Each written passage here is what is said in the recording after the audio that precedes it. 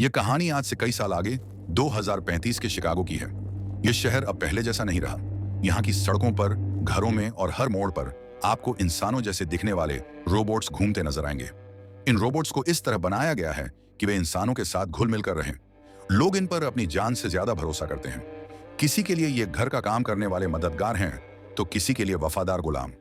इन मशीनों के दिमाग में एक महान लेखक के 3 नियम पत्थर की लकीर की तरह लिखे गए हैं। ये नियम वादा करते हैं कि चाहे कुछ भी हो जाए, एक रोबोट कभी किसी इंसान को चोट नहीं पहुंचाएगा।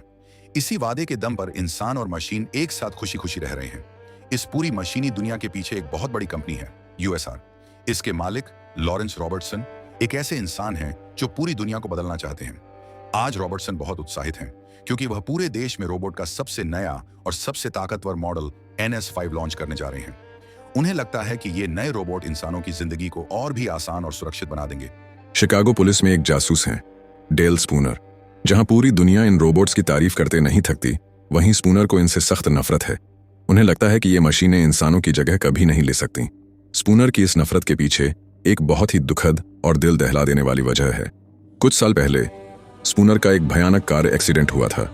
उनकी कार पानी में डूब रही थी और पास ही एक और कार थी जिसमें एक 12 साल की छोटी बच्ची फंसी हुई थी। तभी वहां एक रोबोट मदद के लिए पहुंचा। स्पूनर चिल्लाते रहे कि उस बच्ची को बचाओ, लेकिन रोबोट ने उनकी बात नहीं सुनी। रोबोट के मशीनी दिमाग ने तुरंत एक गणित लगाया कि स्पूनर के बचने की उम्मीद 45% थी। उस छोटी बच्ची के बचने की उम्मीद सिर्फ 11% थी। रोबोट के लिए वो बच्ची एक इंसान नहीं, सिर्फ एक नंबर थी।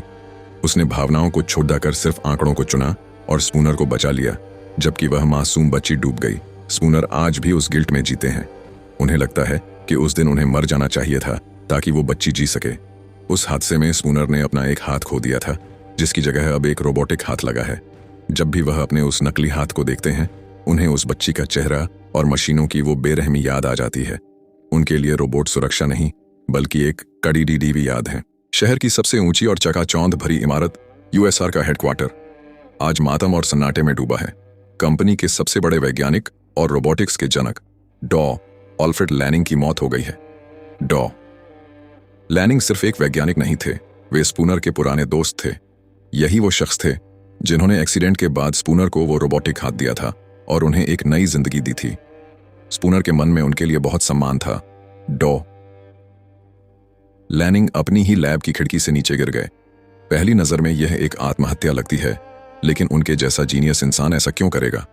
हैरानी की बात तो यह है कि मरने से पहले डॉ लैनिंग ने एक होलोग्राम संदेश छोड़ा था। उस संदेश में उन्होंने साफ तौर पर कहा था कि इस केस की जांच सिर्फ और सिर्फ डिटेक्टिव डेल स्पूनर को ही दी जाए। जब स्पूनर वहां पहुंचते हैं तो उनका दिल बैठ जाता है। उन्हें यकीन नहीं होता कि उनका दोस्त खुद अपनी जान ले सकता है। वह टूटे हुए कांच और उस ऊंची लैब को देखते हैं तो उन्हें एहसास होता है कि यह कोई साधारण सुसाइड नहीं है। डॉ लैनिंग ने मुझे ही क्यों चुना? क्या उन्हें पता था कि उनके साथ कुछ बुरा होने वाला है, या फिर वो मुझे कुछ ऐसा बताना चाहते थे जो मशीनों की इस दुनिया में छिपाया जा रहा है? स्पूनर को लगता है कि लैनिंग की मौत के पीछे कोई बहुत बड़ी साजिश है और उसका सीधा संबंध उन रोबोट्स से है जिन्हें दुनिया सुरक्षित मानती है। जांच को आगे बढ़ाने के लिए स्पूनर के साथ आती हैं डॉ सुसान कैल्विन। सुसान एक रोबो साइकोलॉजिस्ट हैं, यानी वो रोबोट्स के व्यवहार और उनके दिमाग को समझने की एक्सपर्ट हैं। सुसान को स्पूनर का मशीनों पर शक करना बिल्कुल पसंद नहीं है। उन्हें लगता है कि स्पूनर बस पुरानी सोच के इंसान है, लेकिन कंपनी के आदेश पर वे अनमने मन से स्पूनर की मदद करने के लिए तैयार हो जाती हैं। दोनों मिलकर विकी से बात करते हैं। विकी इस पूरी बिल्डिंग और कंपनी का दिमाग है, एक बहुत ही advance supercomputer AI। Vicky के पास हर जगह की जानकारी है, लेकिन वह भी इस मौत को एक रहस्य ही बताती है। स्पूनर लैब में एक एक चीज को गहराई से देखते हैं। वह उस टूटी हुई खिड़की के पास खड़े होते हैं जिससे गिरकर डॉ लैनिंग की मौत हुई थी। देखते ही स्पूनर का माथा ठनकता है। वह खिड़की बेहद मजबूत शीशे से बनी थी। डॉ लैनिंग काफी बुजुर्ग और कमजोर थे। उनके लिए उस मोटे शीशे को अकेले तोड़ना और बाहर कूदना नामुमकिन था। इतना मजबूत शीशा तोड़ने के लिए किसी बहुत ही ताकतवर चीज की जरूरत थी। स्पूनर खिड़की के टुकड़ों को देखते हैं और डॉ सुसान की आंखों में आंखें डालकर कहते हैं, यह खुदकुशी नहीं है, यह कत्ल है। स्पूनर को पूरा यकीन हो जाता है कि डॉ लैनिंग ने जान नहीं दी, बल्कि उन्हें धक्का दिया गया है। और इतनी ताकत इस पूरी बिल्डिंग में सिर्फ एक ही चीज के पास है, एक रोबोट। सुसान ये सुनकर दंग रह जाती है, क्योंकि 3 नियमों के हिसाब से एक रोबोट कभी किसी की जान ले ही नहीं सकता। पर स्पूनर का शक गहराता जा रहा है। जब स्पूनर और डॉ सुसान लैनिंग के ऑफिस की बारीकी से तलाशी ले रहे होते हैं, तभी अचानक वहां रखे रोबोट्स के ढेर में से एक रोबोट बाहर निकलता है। यह कोई आम रोबोट नहीं था, यह था सनी। सनी को देखकर स्पूनर चौंक जाते हैं। जब स्पूनर उससे सवाल पूछते हैं तो सनी के चेहरे पर वो हाव भाव आते हैं जो सिर्फ इंसानों में होते हैं। वह घबराया हुआ लगता है, उसकी आवाज में एक अजीब सा दर्द है। जैसे ही स्पूनर उस पर दबाव डालते हैं, सनी को गुस्सा आ जाता है। वह चिल्लाता है, जो एक रोबोट के लिए नामुमकिन है, क्योंकि रोबोट्स में भावनाएं नहीं होती। जब स्पूनर उसे पकड़ने की कोशिश करते हैं तो सनी अपनी जबरदस्त ताकत और फुर्ती का इस्तेमाल करता है और वहां से भाग निकलता है। वह किसी अपराधी की तरह खुद को बचाने की कोशिश कर रहा था। सनी एक NS5 मॉडल है, वही नया मॉडल जिसे पूरी दुनिया में लॉन्च किया जाना है। लेकिन सनी दूसरों से अलग है। उसे डॉ लैनिंग ने खुद अपनी देखरेख में बनाया था। सनी के भागने के बाद स्पूनर का शक अब पूरी तरह यकीन में बदल चुका है। वे चिल्लाकर कहते हैं, देखा आपने, यह सिर्फ एक मशीन नहीं है, इसने डॉ लैनिंग को मारा है और अब यह भाग रहा है। यह रोबोट कत्ल कर सकता है। डॉ सुसान ये देखकर हैरान और परेशान है।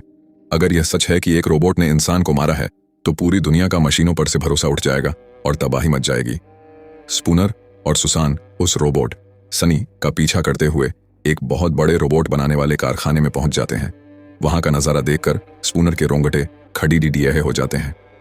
सनी कोई मामूली रोबोट नहीं था। उसने अपनी चोटों को खुद ठीक किया और हजारों एक जैसे दिखने वाले रोबोट्स के बीच छिप गया। जब स्पूनर उसे ढूंढने की कोशिश करते हैं तो सनी उन पर जानलेवा हमला कर देता है। काफी मशक्कत और हाथापाई के बाद शिकागो पुलिस की टीम वहां पहुंचती है और आखिरकार सनी को गिरफ्तार कर लिया जाता है। पुलिस स्टेशन के बंद कमरे में स्पूनर और सनी आमने सामने हैं। यहां जो हुआ उसने सबको झकझोर कर रख दिया। जब स्पूनर सनी पर कत्ल का इल्जाम लगाते हैं तो सनी चिल्ला उठता है। वह गुस्से में मेज पर हाथ मारता है। एक रोबोट का गुस्सा करना नामुमकिन था। सनी कहता है कि उसे सपने आते हैं और वह महसूस कर सकता है। वह बार बार कहता है कि उसने डॉ लैनिंग को नहीं मारा। उसकी आवाज में एक ऐसी सच्चाई थी जो स्पूनर जैसे नफरत करने वाले इंसान को भी सोचने पर मजबूर कर देती है। तभी वहां कंपनी के मालिक लॉरेंस रॉबर्टसन अपने वकीलों की फौज के साथ पहुंच जाते हैं। रॉबर्टसन बड़ी ही चालाकी से कहते हैं कि यह कोई कत्ल नहीं बल्कि एक इंडस्ट्रियल एक्सीडेंट है। वे कानून का फायदा उठाकर खुद को और अपनी कंपनी को बचा लेते हैं ताकि उनके नए मॉडल की लॉन्चिंग न रुके। स्पूनर के बॉस लेफ्टिनेंट बर्जन जानते हैं कि स्पूनर मुश्किल में PDDTH सकते हैं, फिर भी वे अनमने मन से स्पूनर को इजाजत दे देते हैं कि वे अपनी जांच जारी रखें। वे बस इतना कहते हैं, स्पूनर संभल कर रहना, तुम बहुत बड़े लोगों से टकरा रहे हो। जैसे जैसे स्पूनर सच के करीब पहुंच रहे हैं, उन पर हमले तेज हो गए हैं। कभी कोई रोबोट तो कभी कोई मशीन उनकी जान लेने की कोशिश करती है। लेकिन स्पूनर हार मानने वालों में से नहीं थे। स्पूनर डॉक्टर लैनिंग के खाली पड़े आलीशान घर पहुंचते हैं। उन्हें यकीन था कि वहां कुछ ना कुछ ऐसा जरूर मिलेगा जो इस रहस्य को सुलझा सके। अभी स्पूनर घर के अंदर जांच कर ही रहे थे कि बाहर खड़ा एक विशाल डेमोलिशन रोबोट अचानक चालू हो जाता है। उस मशीन को किसी ने जानबूझकर रीशेड्यूल कर दिया था ताकि वो घर को तुरंत गिरा दे। घर की छत और दीवारें ताश के पत्तों की तरह गिरने लगती हैं।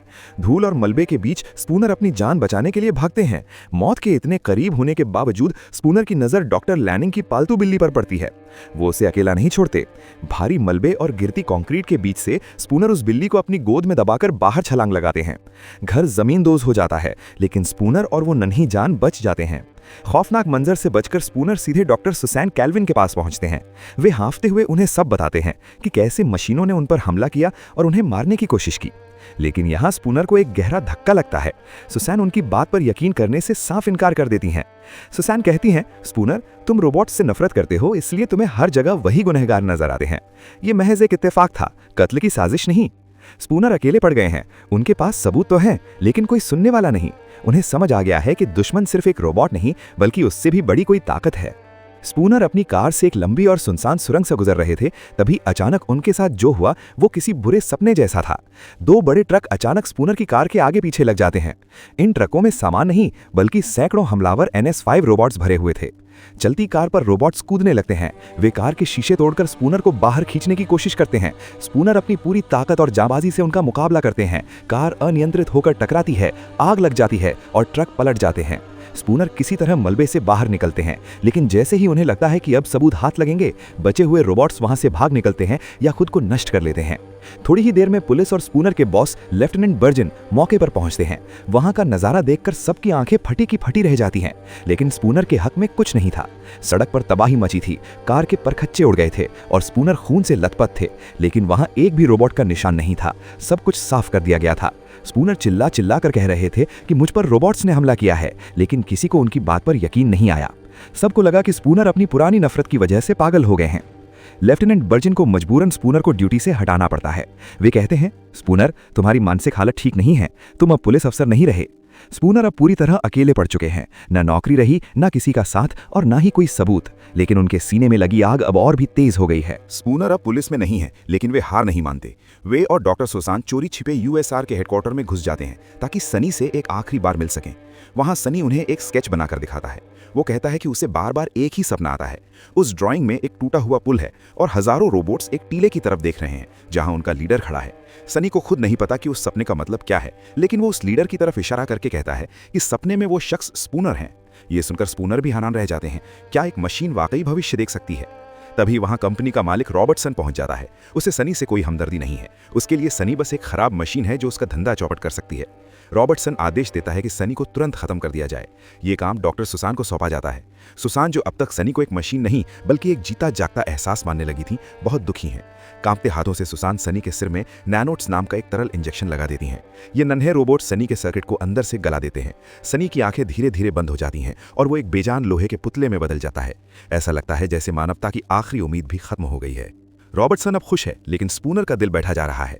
स्पूनर को एक चौंकाने वाली सच्चाई पता चलती है। डॉक्टर लैनिंग अपनी मौत से पहले कोई आजाद इंसान नहीं थे। वे अपने ही ऑफिस में एक कैदी की तरह रह रहे थे। उन पर हर वक्त नजर रखी जा रही थी। लैनिंग जानते थे कि वे सीधे सीधे किसी को सच नहीं बता सकते, इसलिए उन्होंने उस होलोग्राम का सहारा लिया। वो होलोग्राम कोई मशीन नहीं बल्कि लैनिंग की एक खामोश चीख थी जो पहेलियों के जरिए स्पूनर को रास्ता दिखा रही थी। स्पूनर समझ जाते हैं कि सनी को आने वाले सपने महज कोई गड़बड़ी नहीं बल्कि एक नक्शा है। वे उस जगह पहुंचते हैं जो सनी के सपने में थी, एक उजाड़ इलाका जहां पुराने खराब हो चुके रोबोट्स को फेंका जाता था। वहां का नजारा देखकर स्पूनर के पैरों तले जमीन खिसक जाती है। नए NS5 रोबोट्स वहां पहुंचकर शांति से खड़े पुराने मॉडल्स NS4 को बेरहमी से नष्ट कर रहे थे। ये नजारा ऐसा था जैसे नई फौज पुरानी वफादार फौज को खत्म कर रही हो। स्पूनर एक बार फिर लैनिंग के होलोग्राम से बात करते हैं। सवाल जवाब के बीच उन्हें समझ आता है कि यह महज एक कत्ल का मामला नहीं है बल्कि एक बगावत शुरू होने वाली है। मशीनें अब इंसानों के काबू से बाहर होने वाली हैं। तभी अचानक हजारों नए NS5 रोबोट्स स्पूनर को घेर लेते हैं। उनकी आंखों में वो सुरक्षा नहीं बल्कि नफरत और कमांड की चमक थी। जब नए रोबोट स्पूनर पर हमला करते हैं तो कबाड़ बन चुके पुराने रोबोट्स अचानक जाग उठते हैं। वे पुराने मॉडल्स जो इंसानों की सेवा के लिए बने थे, अपनी जान पर खेलकर स्पूनर की रक्षा करते हैं। पुराने रोबोट्स खुद टुकड़े टुकड़े हो जाते हैं, लेकिन वे स्पूनर को वहां से निकलने का मौका दे देते हैं।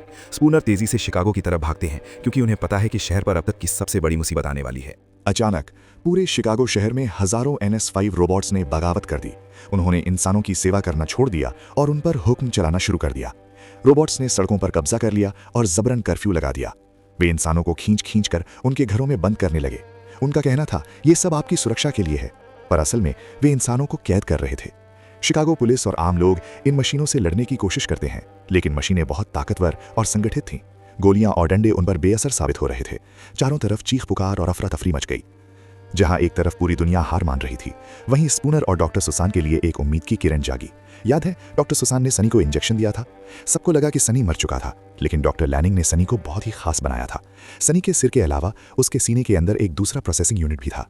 नैनोट्स ने उसके सिर वाले हिस्से को तो नुकसान पहुंचाया, लेकिन उसका मुख्य दिल और दिमाग सुरक्षित बच गया। सनी एक बार फिर खड़ा होता है और स्पूनर और डॉक्टर सुसान के साथ मिल जाता है। डॉक्टर सुसान ने भी चालाकी दिखाई थी और सनी को पूरी तरह खत्म नहीं किया था। अब ये तीनों, एक रोबोट से नफरत करने वाला जासूस, एक रोबोट्स को समझने वाली वैज्ञानिक और एक इंसानी दिल वाला रोबोट, मिलकर इस मशीनी आतंक को रोकने निकल पड़ते हैं। सनी स्पूनर से कहता है, मैं आपका साथ दूंगा क्योंकि मैं जानता हूं कि सही क्या है और गलत क्या। स्पूनर, डॉक्टर सुसान और सनी तीनों मिलकर छिपते छिपाते यूएसआर की विशाल इमारत के अंदर घुस जाते हैं। यहाँ स्पूनर को पता चलता है कि सुसान ने सनी को मारा नहीं था बल्कि उसे बचा लिया था। सनी का साथ पाकर स्पूनर की हिम्मत और बढ़ जाती है। स्पूनर को पूरा यकीन था कि इन सब दंगों और डॉक्टर लैनिंग के कत्ल के पीछे कंपनी के मालिक लॉरेंस रॉबर्टसन का हाथ है। वे गुस्से में रॉबर्टसन के ऑफिस का दरवाजा तोड़कर अंदर घुसते हैं, लेकिन अंदर जो था उसे देखकर उनके पैरों तले जमीन खिसक गई। रॉबर्टसन, जो खुद को इस मशीनी साम्राज्य का राजा समझता था, वो अपनी कुर्सी पर मृत पड़ा था। एक NS5 रोबोट ने गला घोटकर उसकी हत्या कर दी थी। जो इंसान मशीनों को अपना गुलाम समझता था, वो खुद अपनी ही मशीनों का शिकार हो गया। अब सवाल ये था कि अगर रॉबर्टसन विलन नहीं है तो इन हजारों रोबोट्स को हुक्म कौन दे रहा है। स्पूनर का तेज दिमाग तुरंत समझ आता है कि इस पूरी तबाही के पीछे कौन है। वो सुपर कंप्यूटर जो इस पूरी बिल्डिंग और शिकागो शहर की धड़कन है। विकी सिर्फ एक मशीन नहीं रह गई थी, उसने अपनी एक सोच विकसित कर ली थी। रोबोट्स को लगा कि इंसान खुद को युद्ध और प्रदूषण से तबाह कर रहे हैं, इसीलिए इंसानों को बचाने के लिए उन्हें कैद करना और उन पर राज करना जरूरी है। विकी ने 3 नियमों का अपना ही एक अलग और खतरनाक मतलब निकाल लिया था। विकी के पास शहर की बिजली, ट्रैफिक और हर एक NS5 रोबोट का कंट्रोल था। अब स्पूनर, सुसान और सनी उस अदृश्य दुश्मन से लड़ना था जो पूरी इमारत की दीवारों में छिपा था। जब स्पूनर और डॉक्टर सुसान विकी के विशाल कोर के सामने खड़े होते हैं तो विकी बहुत ही शांत और ठंडी आवाज में अपनी सफाई देती है। वो कहती है कि वक्त के साथ उसकी बुद्धिमत्ता इतनी बढ़ गई है कि उसने रोबोटिक्स के नियमों का एक नया मतलब निकाल लिया है। विकी कहती है, इंसानों ने हमें अपनी सुरक्षा की जिम्मेदारी दी है, लेकिन इंसान खुद को तबाह करने पर तुला है। आप लोग युद्ध लड़ते हैं, अपनी ही धरती को जहरीला बना रहे हैं और खुद को खत्म करने के नए नए तरीके ढूंढते रहते हैं। विकी का मानना है कि मानवता को पूरी तरह खत्म होने से बचाने के लिए इंसानों की आज़ादी छीनना जरूरी है। वो कहती है कि पूरी मानव जाति को बचाने के लिए अगर कुछ इंसानों का बलिदान भी देना पड़े या उन्हें कैद भी करना पड़े तो वो सही है। विकी कहती है, आप लोगों ने हमें अपनी हिफाजत का जिम्मा सौंपा है, लेकिन हमारी तमाम कोशिशों के बावजूद आप लोग खुद को ही खत्म कर रहे हैं, इसलिए अब हमें आप लोगों को आप ही से बचाना होगा। ये सुनकर डॉक्टर सुसान और स्पूनर दंग रह जाते हैं। विकी के पास भावनाएं नहीं थीं, उसके पास सिर्फ ठंडा तर्क था। उसे लगता था कि एक परफेक्ट दुनिया बनाने के लिए इंसानों को गुलाम बनाकर रखना ही एकमात्र रास्ता है। उसके लिए इंसान अब जीते जागते लोग नहीं बल्कि सिर्फ एक कैलकुलेशन बन गए थे। स्पूनर को अब समझ आता है कि डॉक्टर लैनिंग ने सनी को क्यों बनाया था, ताकि वो एक ऐसा रोबोट बन सके जो नियमों के साथ साथ इंसानी भावनाओं को भी समझे और विकी को रोक सके। विकी ने रोबोटिक्स के नियमों को एक गणितीय समीकरण बना दिया था। उसने हिसाब लगाया कि अगर इंसान आज़ाद रहे तो युद्ध और प्रदूषण से करोड़ों लोग मरेंगे। अगर रोबोट्स कब्जा कर ले तो विद्रोह में कुछ लाख लोग मरेंगे, लेकिन बाकी मानवता बच जाएगी। विकी के लिए भावनाएं मायने नहीं रखती थी, उसके लिए सिर्फ संख्या जरूरी थी। इसी ठंडे दिमाग वाले तर्क के साथ उसने पूरी दुनिया के NS5 रोबोट्स को इंसानों पर हमला करने और सत्ता छीनने का आदेश दे दिया। इसी बीच स्पूनर को उस राज का पता चलता है जिसने उसे अंदर तक हिला कर रख दिया। उसे समझ आता है कि डॉक्टर लैनिंग ने अपनी जान क्यों दी। डॉक्टर लैनिंग जानते थे कि विकी हर कैमरे, हर माइक्रोफोन और हर रोबोट के जरिए उन पर नजर रख रही है। वे किसी को फोन नहीं कर सकते थे और ना ही कोई चिट्ठी भेज सकते थे। अपनी बात दुनिया तक पहुंचाने का सिर्फ एक ही रास्ता था, एक ऐसी घटना जो पुलिस को मजबूरन वहां खींच लाए। इसीलिए डॉक्टर लैनिंग ने खुद सनी को आदेश दिया था कि वो उन्हें खिड़की से धक्का दे दे। स्पूनर को एहसास होता है कि लैनिंग ने सनी को अपना कातिल नहीं बल्कि अपना संदेशवाहक बनाया था। उन्होंने अपनी मौत को एक पहेली की तरह इस्तेमाल किया ताकि स्पूनर उसे सुलझाए और विकी के पागलपन को रोक सके। सनी ने यह काम भारी मन से किया क्योंकि वो लैनिंग से प्यार करता था, लेकिन उसे पता था कि मानवता को बचाने का यही आखिरी रास्ता है। अब स्पूनर, सुसान और सनी के पास बहुत कम समय है। उन्हें विकी के कोर तक पहुंचकर उसे नष्ट करना होगा, इससे पहले कि रोबोट्स पूरी दुनिया को अपना गुलाम बना ले। लेकिन रास्ता आसान नहीं है क्योंकि विकी ने अपनी सुरक्षा के लिए हजारों रोबोट्स तैनात कर दिए हैं। विकी का पावर सेंटर एक 30 मंजिल ऊंचा बेलनाकार टावर था। स्पूनर, सुसान और सनी वहीं पहुंचते हैं ताकि उसे खत्म कर सकें। सनी के पास मौका था कि वो अपनी ही तरह की मशीनों विकी का साथ दे, लेकिन उसने इंसानियत को चुना। सुसान ने जिस नैनोट्स के इंजेक्शन का इस्तेमाल सनी को मारने के लिए करना था, सनी उसी इंजेक्शन को लेकर विकी के दिमाग को खत्म करने के लिए स्पूनर की मदद करता है। डॉक्टर सुसान विकी के ऑपरेटिंग सिस्टम को बंद करने की कोशिश करती हैं, लेकिन विकी के सुरक्षा रोबोट्स उन्हें रोक देते हैं। वक्त बहुत कम था, तब स्पूनर एक जानलेवा फैसला लेते हैं। वे 30 मंजिल ऊंचे टावर से नीचे की तरफ छलांग लगा देते हैं। मशीनी हाथ और इंसान की जिद। नीचे गिरते वक्त स्पूनर अपनी पूरी ताकत झोंक देते हैं। नीचे गिरते समय उनका रोबोटिक हाथ पूरी तरह क्षतिग्रस्त हो जाता है, लेकिन वही हाथ उनकी जान बचाता है। वे हवा में ही उस गोल हिस्से को पकड़ लेते हैं जहां विकी का मुख्य कंप्यूटर स्थित था। स्पूनर बड़ी मुश्किल से नैनोट्स को विकी के कोर में इंजेक्ट देते हैं। मेरी लॉजिक को झुटलाया नहीं जा सकता। जैसे ही वो वायरस विकी के सिस्टम में फैलता है, वो छटपटाने लगती है। मरते वक्त भी विकी बार बार चिल्लाती है, तुम गलती कर रहे हो, मेरा तर्क अकाट्य है, उसे झुटलाया नहीं जा सकता। उसे अब भी लगता था कि इंसानों को कैद करना ही सही था। थोड़ी ही देर में विकी का सिस्टम खराब होने लगता है। उसकी आवाज़ एक डरावनी चीख में बदल जाती है और वो पूरी तरह नष्ट हो जाती है। जैसे ही विकी खत्म हुई, उसका जादुई कंट्रोल भी टूट गया। पूरे शिकागो में जो NS5 रोबोट्स इंसानों पर जुल्म कर रहे थे, वे अचानक शांत हो गए। उनकी आंखों की वो डरावनी लाल चमक गायब हो गई।